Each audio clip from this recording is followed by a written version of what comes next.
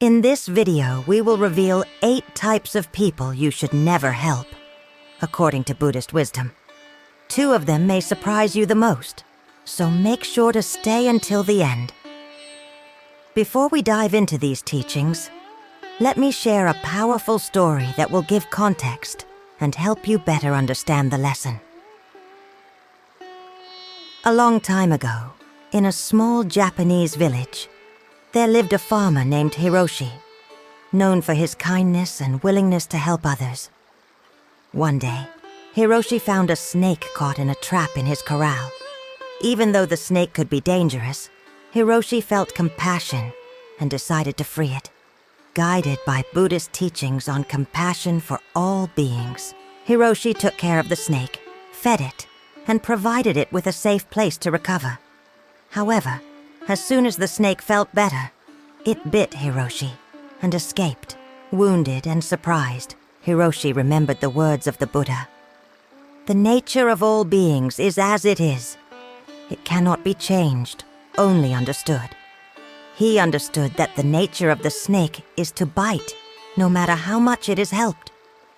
This story teaches us that some people, like the snake, do not change their nature, no matter what. As Buddha said, just as the lily is pure in the water, both good and evil dwell in the heart of man. Sometimes, in our desire to help, we ignore important signs, which ultimately leads to us being hurt. It is crucial to know who we are helping. Not everyone will appreciate our efforts. Imagine your energy as a battery.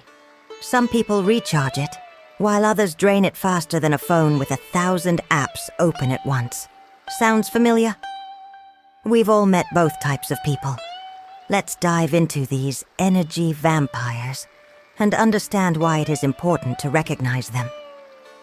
Before we start, if you find value in these videos, please leave a like, subscribe, and click the notification bell to stay updated on our next releases. Now, let's begin. Number 1. The haters imagine you've just won the lottery. Who would you tell first? Before making a mental list of all those people, let me share an interesting fact.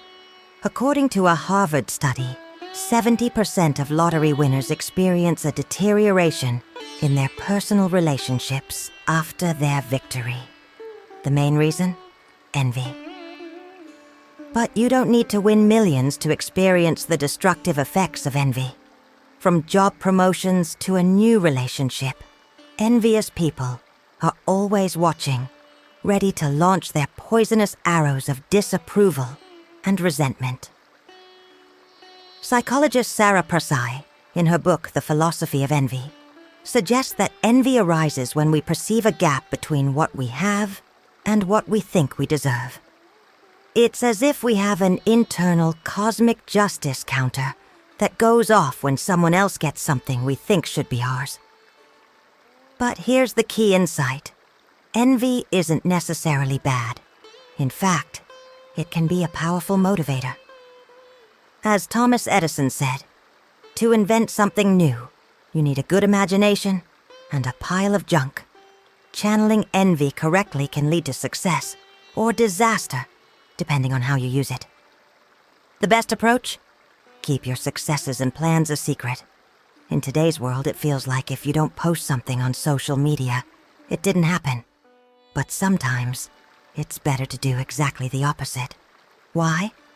Because sharing your plans too early gives your brain a false sense of satisfaction, reducing motivation. Studies show that people who keep their goals secret are 67% more likely to achieve them. As Buddha said, silence is the most powerful answer to many questions. When you keep your goals to yourself, you protect them from negative energy, envy, and judgment. When you decide to share, be selective. Only share with those who will genuinely be happy for you. Treat your dreams like a secret recipe. Share only with those you trust completely. How do you recognize envious people? Here are some warning signs. The reluctant flatterer. Their congratulations seem forced. the professional minimizer. No matter how great your achievement, it's always just luck or something trivial to them. The compulsive competitor. Your success is just an excuse for them to tell you how they did it better. The hidden saboteur. They publicly support you but secretly undermine you. The information collector. They always want more details, not out of interest, but to find flaws or copy you. Recognizing these patterns helps you protect yourself from negative energy. Develop what I call a bamboo mind, strong but flexible, using obstacles as opportunities for growth. Remember, comparison is the thief of joy. Focus on your path, your goals, and your journey. Number 2, the manipulators.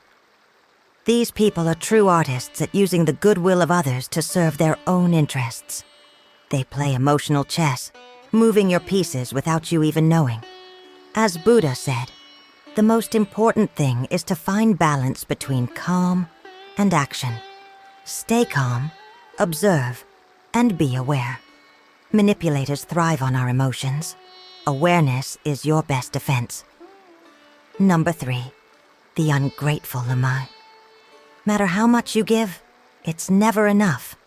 Imagine you're in a restaurant enjoying dinner, and someone is complaining about everything. The food, the service, even the color of the napkins.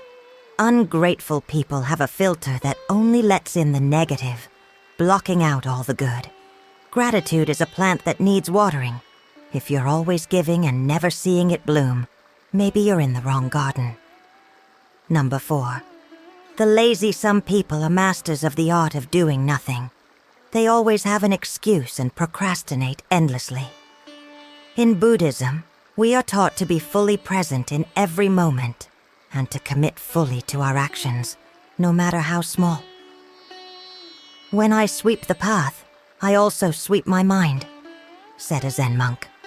Instead of supporting laziness, encourage full commitment to every action. Number 5, the irresponsible. These people live in a world without consequences. They avoid commitments and blame everyone but themselves. Helping irresponsible people often leads to frustration, as they rarely take responsibility. Encourage them to reflect on their action instead of trying to solve their problems for them. Number 6, the chronic critic. These people have a talent for finding faults in everything. Criticism for them is a way to establish power or control over others. Maintain a balanced perspective and set clear boundaries. Constructive criticism is helpful, but chronic criticism only erodes self-esteem. Number 7. Narcissists have an insatiable need for admiration. Dealing with them can be exhausting. Instead of trying to change them, change how you interact with them. Selective validation is key. Reinforce positive behavior. Ignore the rest. Buddhism teaches us to accept who we are without letting others impose their expectations on us. Number 8. The opportunists take advantage of others' generosity without offering anything in return. They always receive help, but rarely give back. Set clear boundaries and encourage reciprocity. As Sen Chuam Trungpa said, true compassion is selfless and expects nothing in return. In summary, helping others is admirable, but it's important to help with wisdom and discernment, ensuring that your efforts are truly valuable and that your energy is used where it can genuinely make a difference. If you found this video helpful, don't forget to like, share, and subscribe. And tell us in the comments, which type of person have you encountered the most in your life? Together we can grow wiser and make better choices about where to invest our energy. Remember, all we have is now. Until our next adventure, my dear friends.